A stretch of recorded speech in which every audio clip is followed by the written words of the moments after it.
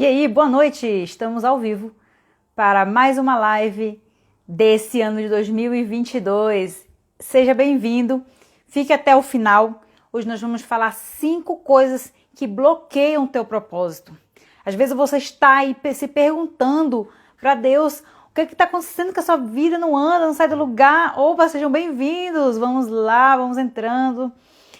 E aí nós vamos falar dessas cinco coisas que bloqueiam. Na verdade, essas coisas estão dentro de você, são atitudes, são pensamentos. Eu vou falar 5. E eu já coloquei no meu coração que hoje eu vou ser bem rápida, bem sucinta. Quero ser igual uma tramontina, né? Corte rápido, tá? E bem afiado. Então, para começar, eu quero citar quais são as 5 coisas, tá? Seja bem-vindo, pastor Silvério, tá? O doutor Gurgel aqui, que é o meu tio. E eu quero citar essas 5 coisas, por quê? Porque eu já conversei com muitas pessoas que elas falam assim, eu não sei o que eu faço, a minha vida tá um caos.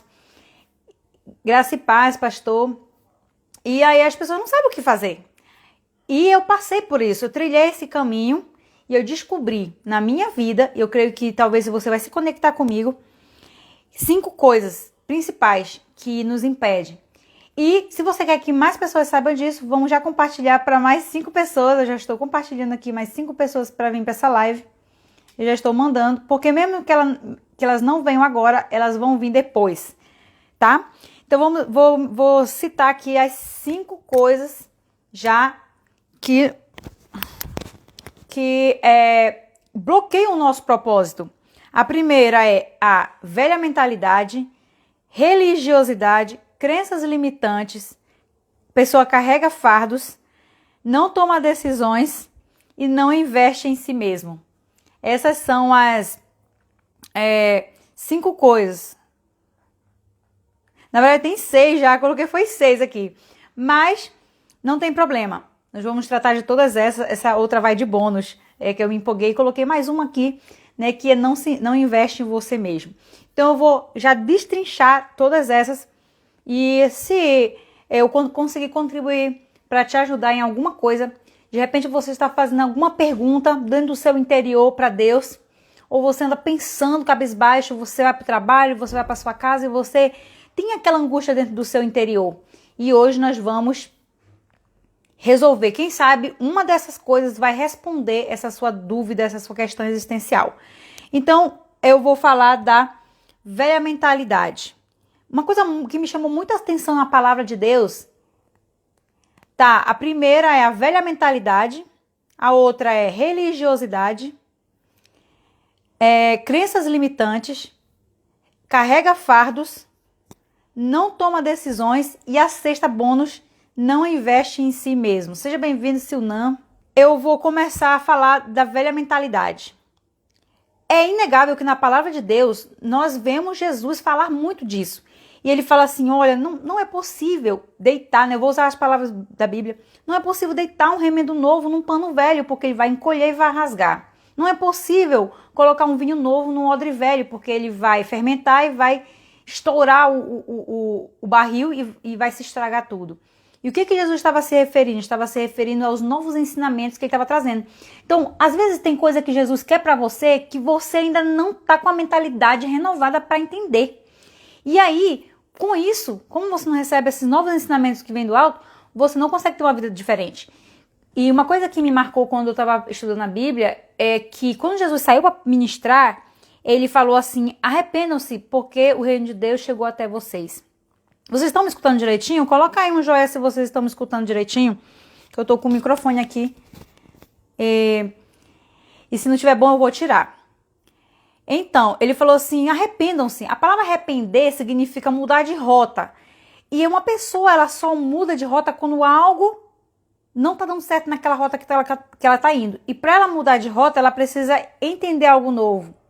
Então, a mudança de rota, ela é na mente. Quando você tem uma mudança de rota, você tem uma transformação. Então, a mudança de mentalidade, ela acompanha uma transformação. Quando ele fala arrependam-se, ele está falando de metanoia, que significa tem uma mente superior. Obrigado pelo feedback, doutor. Tem uma mente superior, porque o reino de Deus já chegou até vocês. Então, a primeira coisa que Jesus chegou, ele já chegou com novidade. Jesus já chegou assim, olha, gente, trouxe aqui um negócio sublime, um negócio superior para vocês, só que não vai ser qualquer um que vai entender.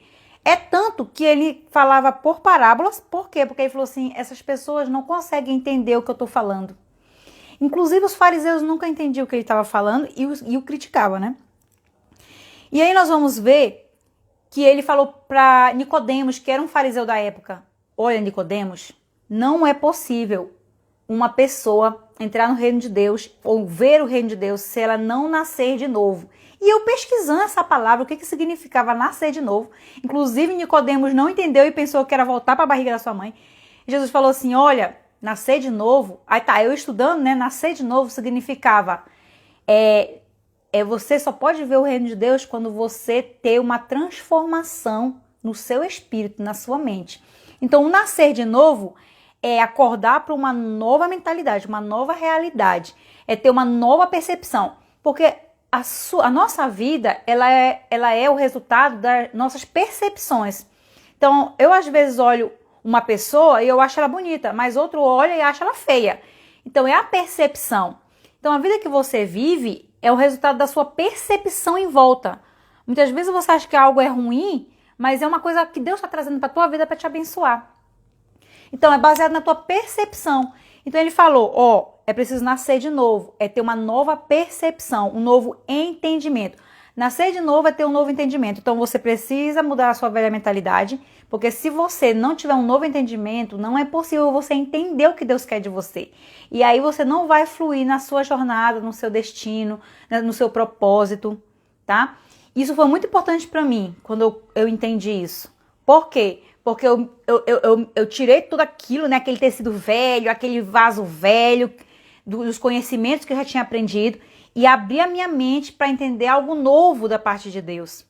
Tem pessoas que estão tão enraizadas na religiosidade, nos velhos conhecimentos, nas velhas crenças, que quando a gente fala algo novo para elas, que é disruptivo, elas falam, isso aí é heresia, isso aí não está na Bíblia. Não, é porque ela leu, mas ela não entendeu com a mente que ela deveria entender. Se você tiver alguma dúvida sobre esse tópico, velha mentalidade, você mande as perguntinhas aí, que agora eu vou passar para segundo tópico, recapitulando. 5 coisas que bloqueiam o teu propósito. Primeira, velha mentalidade. Você tem que ter uma nova mentalidade. Segunda, religiosidade. Então, a questão do religioso, a gente viu que Jesus combatia muito os fariseus da época, porque eles eram muito religiosos. O que tem a questão dos religiosos? Se você for ver lá em Mateus 23, você vai ver que Jesus detona os religiosos naquele capítulo. Ele fala assim, seus hipócritas. O que é uma pessoa hipócrita? É uma pessoa fingida. O religioso, ele é uma pessoa fingida. Ele está lá na igreja, mas ele é por fingimento. Você conhece alguém assim? Ou você é assim? O que é o fingido? Ele vai para a igreja, ele faz os rituais, mas ele não acredita que aquilo é verdade. Ele não acredita que aquilo realmente vai mudar a vida dele. Ele não se entrega completamente, então ele faz as coisas só superficialmente. Qual é a questão do religioso? É que ele se preocupa muito com a aparência. Ele se preocupa muito em passar para os outros uma imagem de santidade, uma imagem de perfeccionismo. Não, eu sou perfeito, eu nunca erro. Ele condena os outros, ele tece julgamentos, ele não tem empatia, ele não estende o ombro, ele gosta de tacar pedras. Os religiosos, eles são separatistas. Eles gostam de separar, olha, aqui é só a gente, o clubinho da santidade, e você que é um pecador, você fica lá, vamos colocar você para fora daqui desse cargo, desse grupo. Você não vai participar mais dos nossos grupos, você vai ficar afastado. O religioso, ele tem um alto senso de justiça. Por que ele está agindo assim? Porque ele quer cumprir os rudimentos sagrados da palavra de Deus. Mas a gente vê que Jesus foi tão empático quando ele veio para a terra. Ele se colocava no lugar dos outros. A palavra diz que ele se moveu de íntima compaixão. E ele olhou para a mulher, olhou para o paralítico, olhou para a viúva. Jesus, ele é a personificação, né, da bondade.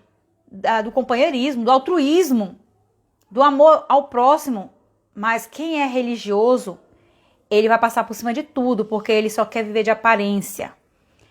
Jesus, quando condena os fariseus lá em Mateus 23, ele fala: vocês pintam os caixões pelo lado de fora, vocês são como os caixões pintados pelo lado de fora, que estão branquinhos, mas por dentro estão cheios de podridão.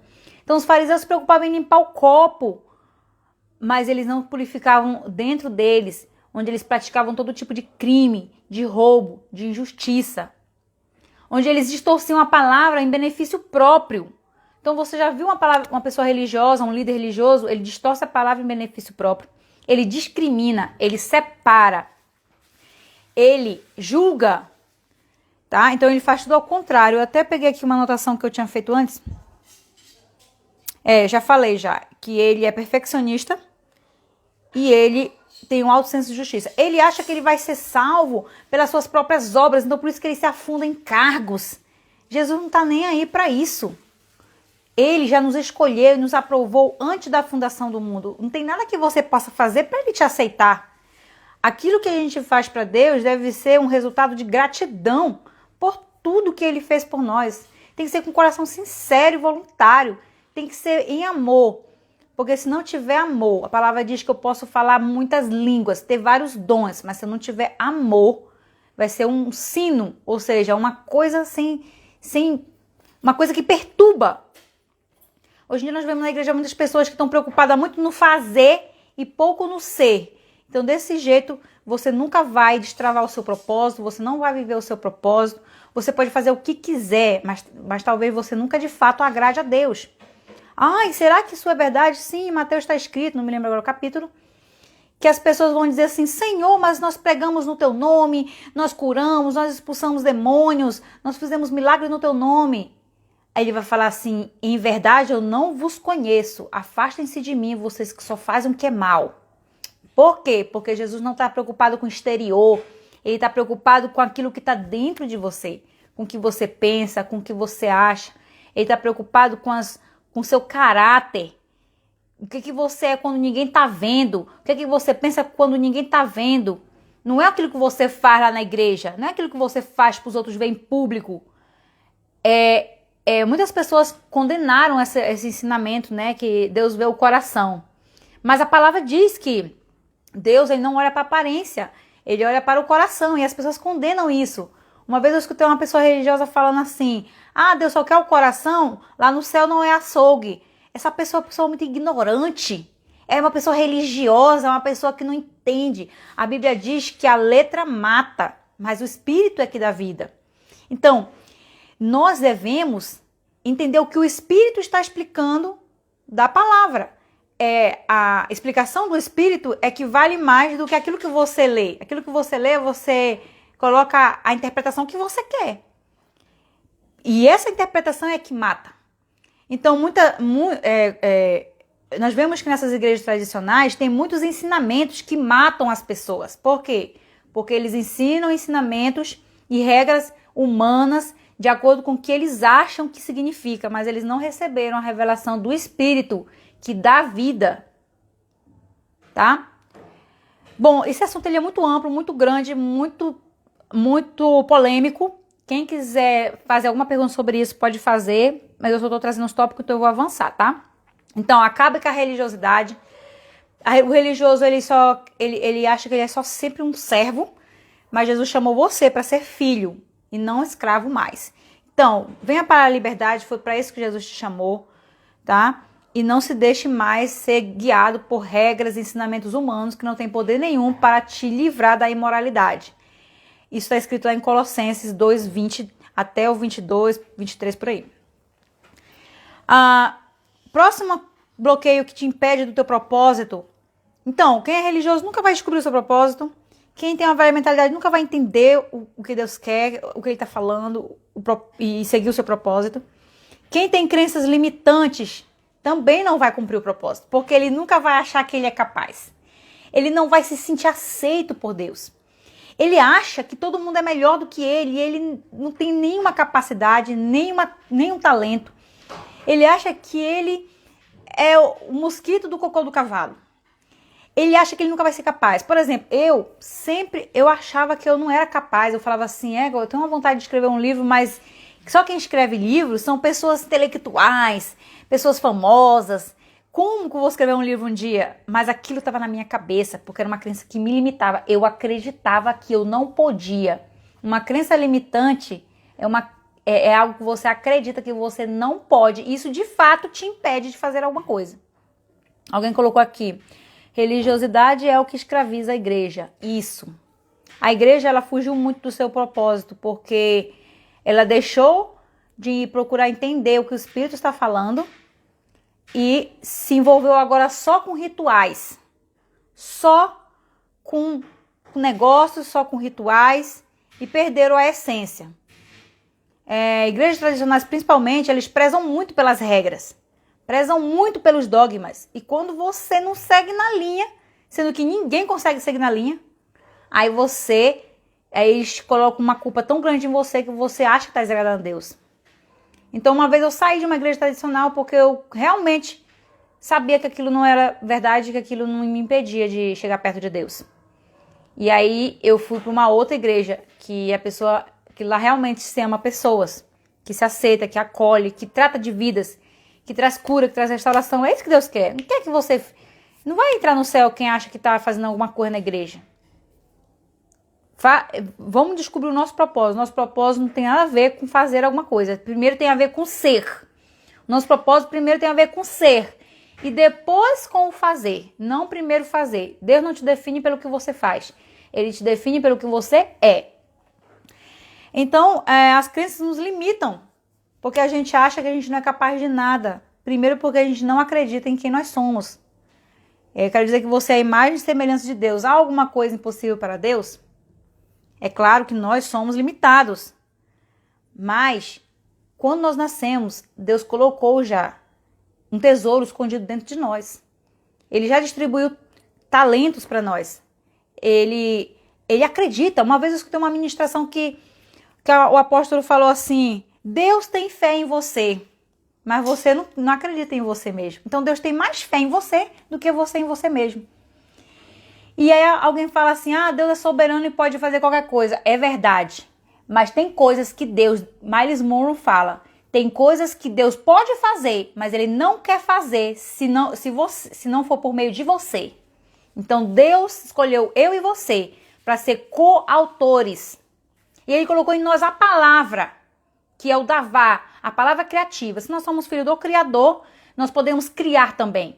Nós podemos falar e as coisas vão acontecer. É por isso que todo mundo sabe que a palavra tem poder. Então, você pode criar uma realidade, uma nova vida a partir daquilo que você acredita. Porque a Bíblia diz em Hebreus 11:1 que a fé é a certeza das coisas que não se veem e a prova de que existem coisas que nós esperamos. O que é que você espera na sua vida? O que é que você realmente quer? Você tem que acreditar primeiro para depois isso acontecer. Mas se você não acredita que você é capaz, se você acredita que você não merece, que é a crença de não merecimento, eu não mereço isso. Aí você compra algo e fica se culpando porque gastou o dinheiro. Deus está te patrocinando. Ele é o teu patrocinador. Se você tem um emprego, se você tem saúde, se você tem uma casa para morar, é Deus que te patrocina, porque nada disso é nosso. Todo dia eu olho para minha vida e falo, Deus, como o Senhor me ama, porque me deu as coisas que eu vim para esse mundo e tenho tudo que eu preciso e simplesmente foi o Senhor que nos deu. Mas tem gente que não olha por esse lado. Então as tuas conquistas é Deus que está te patrocinando. Você pode muito mais. Que pai é esse que não quer dar o que o filho pede? Todo pai quer dar o que o filho pede. Às vezes a gente vai no shopping, o Nicolas fala, quero brincar ali, lá vai R$15. Quero beber isso, lá vai R$20.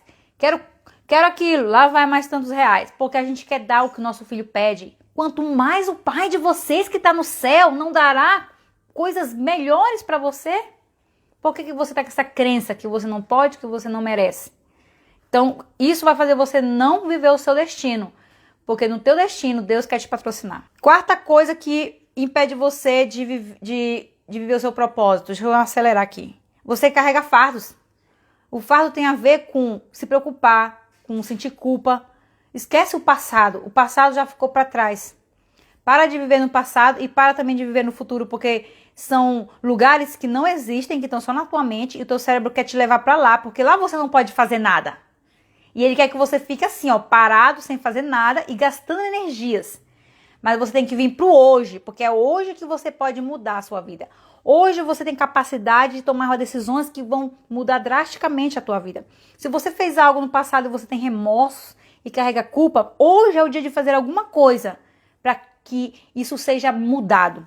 Não tem mais como você voltar lá. É hoje que você vai consertar. E de hoje para amanhã, pro futuro, tudo vai ser diferente. É hoje que você tem que decidir perdoar. Para de carregar esse fardo da culpa, do ódio, do rancor, da amargura. Essas malas que você carrega não vai deixar você caminhar por muito tempo. Você precisa soltar esses fardos. Jesus disse lá em Mateus 11. Venha a mim, todos vocês que estão cansados de carregar esses fardos. O que é que está pesando na tua cabeça? O que é que está te incomodando tanto?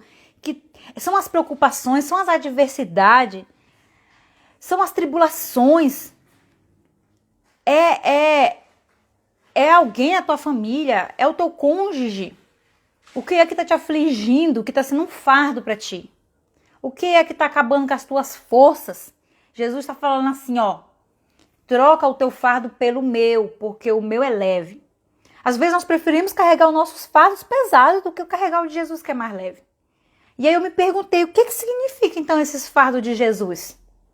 Sabe o que significa, gente? Eu descobri, o Espírito me mostrou que é o fardo de Jesus. O fardo de Jesus é obedecer. É esse que é o fardo. E tem gente, você pode pensar aqui comigo, né? Que obedecer é difícil muitas vezes. Mas Jesus diz assim, ó, esse meu fardo é leve.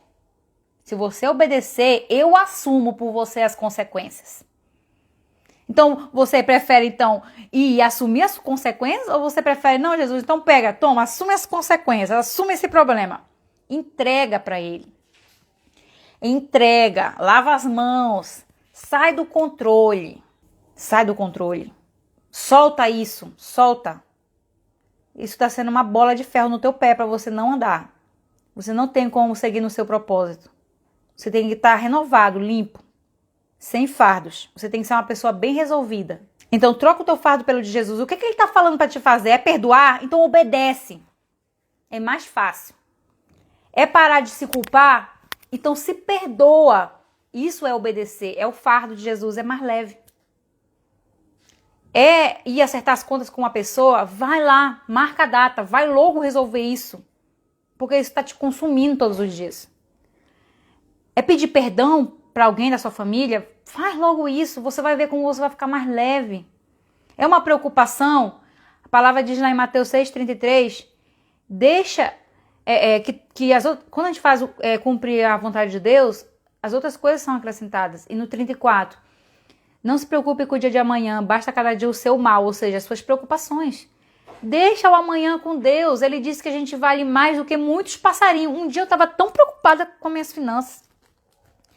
E aí eu fui lá no serviço do meu marido com ele, e aí eu vi uma árvore assim, um pé de manga, eu vi muitos passarinhos voando pra lá e pra cá e fazendo aquele barulho. Aí eu fiquei olhando, que eu tava muito preocupada, eu fiquei olhando aqueles passarinhos brincando, ia pro chão, ia pros galhos e voava. E eu, Senhor, por que eu tô assim? Tua palavra diz que eu sou mais importante do que esses passarinhos e eles não se preocupam com nada e o Senhor todo dia alimenta eles. A tua palavra diz que nenhum deles cai se o Senhor não deixar. Nenhum passarinho desse, eles se perdem. E por que eu não tô crendo que tu, Senhor, é quem me sustenta? Porque eu não creio que tu é quem me abençoa. E depois disso, gente, eu já estava há 1 ano sem trabalhar. De lá pra cá, nada mais. Passei 2020 trabalhando, e tá bom. Aí quando foi 2021 sem trabalho. E até hoje, nada tem faltado pra mim. E Deus tem me patrocinado. Porque eu só resolvi obedecer. E quando a gente obedece, Ele nos patrocina. Esse é o fardo de Jesus, é obedecer. Porque aí Ele resolve, Ele entra na tua causa. Se tu tá preocupado em conseguir o mantimento pra tua casa com as tuas próprias forças, então tá bom, Ele não vai se meter. Mas vai pesar. Deixa que Ele cuida da tua casa e descansa nele. Quando eu tô muito atribulada, o que é que eu falo geralmente? Eu não fico fazendo longas orações igual os fariseus. Eu só chego assim, me sento e falo assim: Deus, eu preciso agora que a paz que ninguém consegue entender proteja a minha mente, o meu coração para no Senhor. Deus, aí toda hora que eu lembro que eu tô preocupada, eu vou Deus, eu preciso que a tua paz agora venha proteger a minha mente e o meu coração. E aí, gente, 100% das vezes, toda a preocupação vai embora, tudo que tá na minha mente, todos os pensamentos, eles passam e Deus sempre providencia aquilo que eu preciso. Sempre. Eu nunca fiquei nenhum dia sem ter os recursos que eu preciso. E eu tenho tanto testemunho para contar que seria mais outra live para me falar, para me dar dicas como ora, como se desvencilha de certas situações difíceis. E não é com longas orações, não. É com orações assertivas, com as palavras corretas. E uma coisa que Deus falou muito forte no meu coração, que eu fiquei muito arrasada e eu aprendi de uma vez por todas foi: se tem uma pessoa que acredita piamente que Deus cumpre o que promete, essa pessoa é o diabo. Essa pessoa, ela sabe quem é Deus. E ela sabe que Deus cumpre o que promete. Ela sabe do caráter de Deus. Ela acredita piamente que Deus é poderoso. E nós não acreditamos. Porque quando eu fico preocupada, significa que eu não acredito que Deus pode me ajudar. Quando eu me preocupo, eu quero dizer: Deus, você não sabe resolver os meus problemas. Você não tem capacidade. Você tá vendo que você viu que eu estou precisando disso e você não fez nada. É isso que eu estou dizendo quando eu não acredito em Deus. Então, não acreditar em Deus é uma ofensa para Ele, porque você diminui Ele, sendo que ninguém pode diminuir quem é Deus. E eu falei: eu nunca mais vou perder pro diabo. E aí, todas as vezes que eu tô num conflito, eu falo assim: Deus sempre cumpre o que fala. E isso aqui não é nada para Deus. Eu acredito que Ele já ouviu a minha oração. E eu não vou duvidar em nenhum momento. E aí, quando foi esse dia, o meu filho caiu doente aqui, 5 dias com febre. E eu sempre clamando pela restauração dele. E aí teve um dia que Deus falou firmemente no meu coração: eu já escutei a tua oração. O problema é que tu não acredita que eu escutei. Aí eu: meu Deus, me perdoa. Então Deus não estava agindo, não era porque eu não tinha orado. E nem que Ele não tinha escutado. E nem que Ele não tinha poder. Era porque Ele disse que eu não estava acreditando realmente que Ele tinha me escutado. Gente, isso é muito forte. A gente está pecando em coisas assim. É isso que é o pecado, é não crer em Deus. É dizer que Ele é incompetente. É não colocar nas mãos dele as coisas que Ele disse que era para colocar nas mãos dele. É não acreditar que Ele cuide de você. Sabe o que Ele disse para Paulo? Paulo, a minha graça te basta. E o que é a graça de Deus? Olha só. Às vezes a gente vai numa entrevista de emprego, aí alguém fala assim: ah, você caiu nas graças dessa pessoa. Significa o quê? Que aquela pessoa gostou de você, ou seja, ela vai te favorecer. Então, quando Deus diz assim: a minha graça te basta, não é porque Ele vai dizer assim: se lasca aí e aceita isso que dói menos. Não, quando Ele diz assim: a minha graça te basta, Ele está dizendo: você me agradou, eu me simpatizei com você, então agora eu vou te favorecer. Então, a graça de Deus nos basta, porque Ele vai nos favorecer. Ele vai nos favorecer. Deus é um pai e os pais querem mimar os seus filhos. Então, você pode dizer assim: Deus quer me mimar. Deus quer me mimar. Então, eu vou aceitar tudo que Ele tem para mim. Boa, né? Pois é, olha, muita gente que concordo, verdade, é tenso mesmo, porque são essas verdades que a gente tem que aprender. Chega de besterol, né? Coisas superficiais na igreja que a gente escuta. Tem que ser coisas profundas. Faz uma live sobre testemunho. Opa, beleza, eu vou anotar aqui, porque eu quero sim fazer sobre testemunho. Eu vou avisar e vocês vão se preparar. Beleza. Deixa eu falar agora o último tópico aqui, que eu vou ser bem rápida, para me terminar antes dos 40 minutos. Bom, então a última é não tomar decisões e não investir em si mesmo. Já vou misturar tudo e já vou terminar. Ó, Por que você não vai cumprir o seu propósito? Porque você não toma uma decisão. Você fica só indeciso em cima do muro.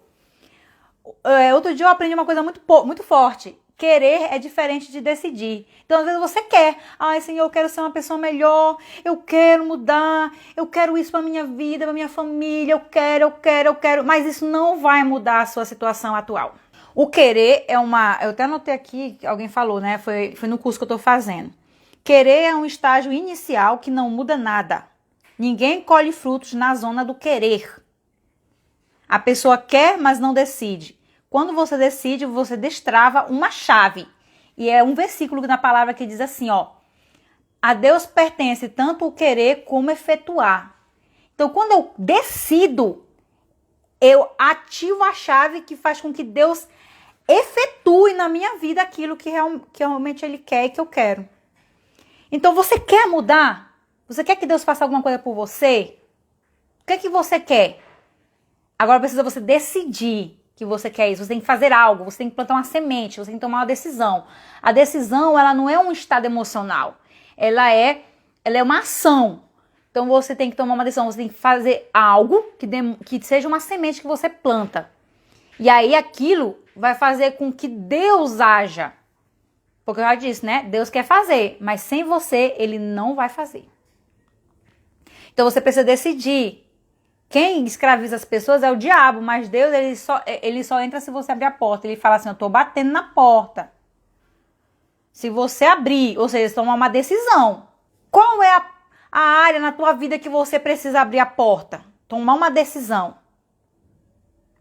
Então a decisão, ela opera a vontade de Deus. É muito forte.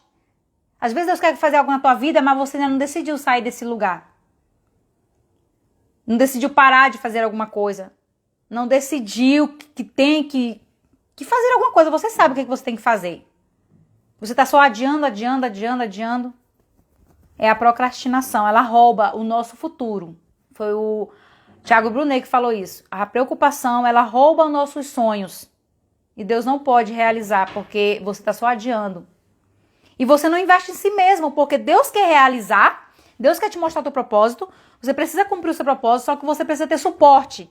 E o suporte é uma formação, você precisa ter um conhecimento para que Deus queira te usar para algo.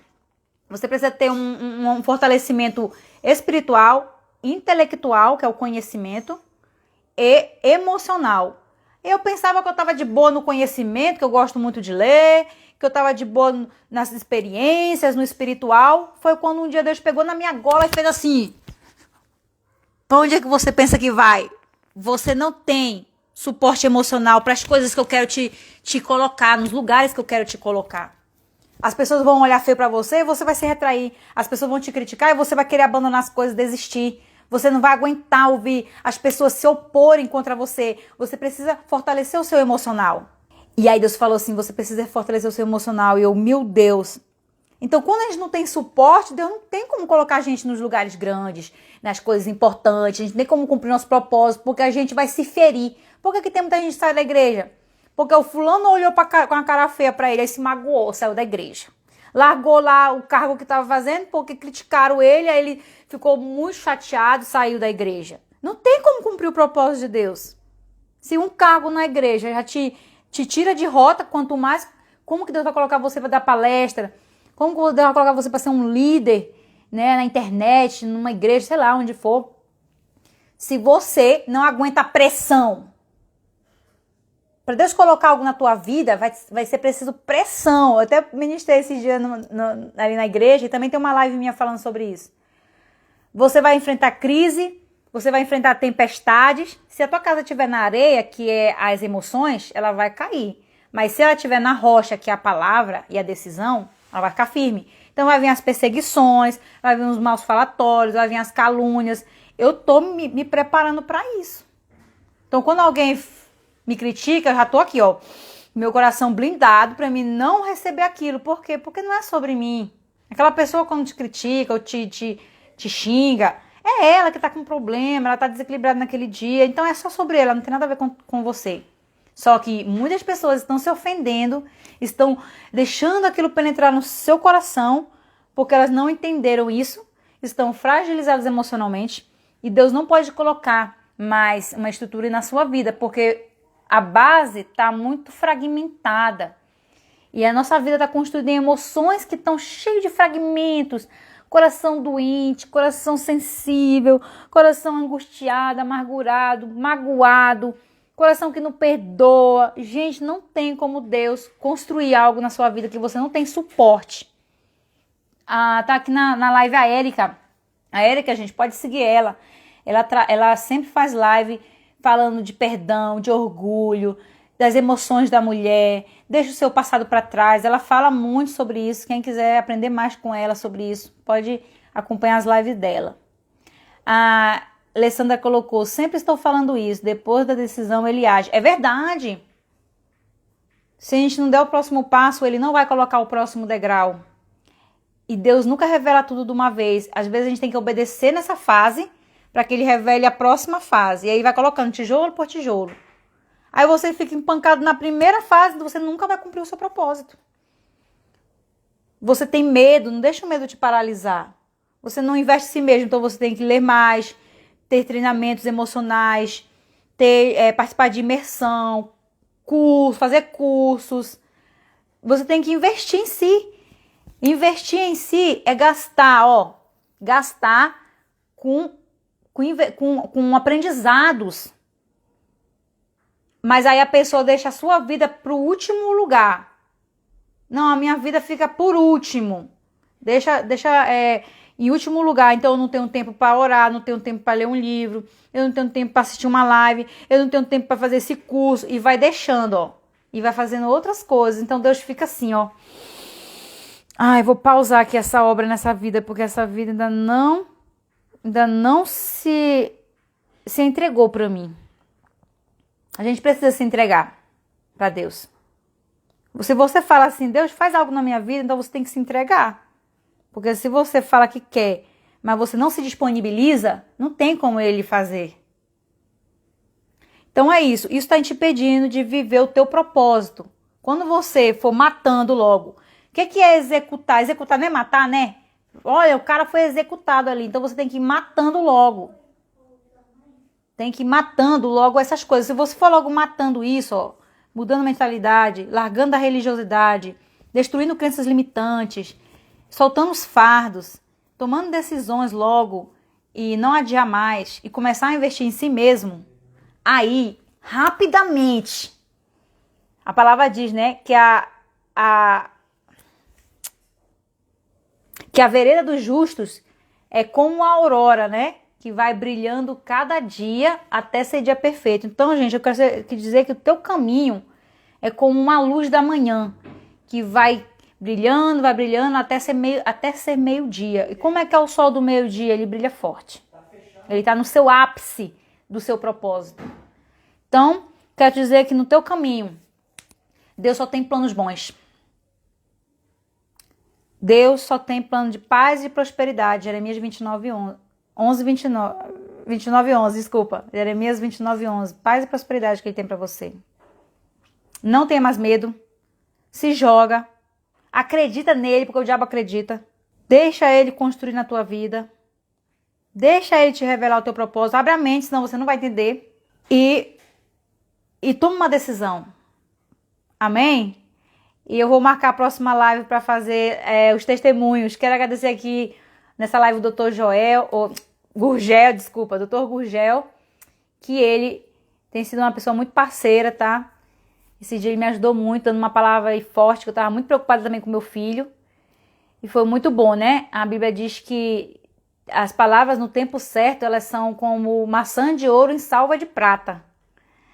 E a palavra que ele me deu foi uma maçã de ouro. Eu recebi essa maçã de ouro. Muito obrigada. Gratidão. Deus abençoe você e que te revele o teu propósito. Tchau.